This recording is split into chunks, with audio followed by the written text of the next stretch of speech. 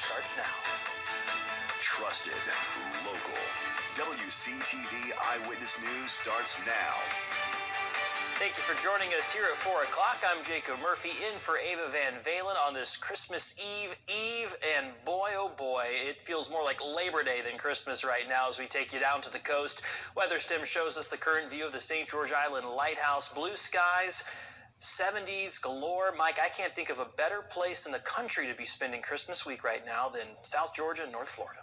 It's pretty tough to beat, Jacob, and we've got more of it in store now. There will be some rather drastic changes in about a week. We'll kind of worry about that when we get to it. But as you mentioned, all kinds of blue skies, sunshine. So yeah, whether you're in Tallahassee, at the coast, in South Georgia, it's all looking fantastic. And the temperatures pretty darn good, more like springtime. 77 right now in Thomasville. A little cooler, but still 75 for Tallahassee, same in Valdosta. Dew points are back up into the mid-50s. So now the dew points have gotten up to a range where when we go calm tonight, I think there's a better chance of seeing some of that patchy fog developing. In fact, could be some thick spots. So that's really the thing to just watch out for. We're not going to have any other weather issues other than the fact that it's very dry. We need some rain. But if you like the temperatures like this, we got a lot more of these in store. It might even go up another degree or two in some spots. It's already at 78 in Bristol, Liberty County, EOC. Alligator Point just now managed to reach 70 degrees. Lots of mid-70s elsewhere. Lots of 77s from Live Oak to Hamilton High, up to Camilla and Bainbridge and Quincy. I expect to see the same numbers, maybe a degree warmer tomorrow. Again, not much of a difference. Now the wind, it's safe to say that it's variable, and with high pressure in the area, that's going to make these winds go calm, and with a little more humidity, that's why we're talking about fog.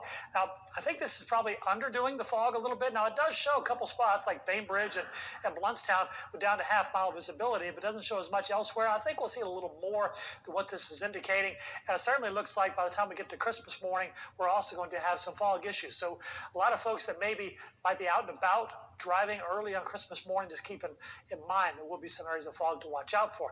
That's about the only problem, I think, because we go from 70s this afternoon to 60s this evening. So if you're going to see some Christmas lights or just want to go for a walk, just fine.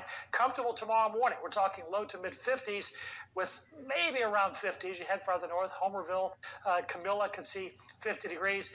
But then look at these expected highs.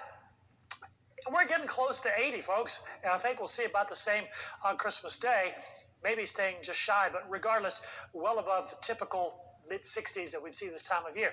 And I say that because by the time we get to next week, I mentioned that change, it's going to get a whole lot colder in a week. So next Tuesday, if you want the cool air, the week of New Year's will feel more like it, because look at all these other numbers, 70s and 80s.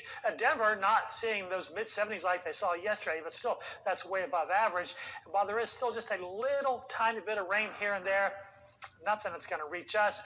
Did see a few more clouds around today, and we'll see a few of those clouds, and then we'll see that fog developing, but that's about it. Watch the futurecast.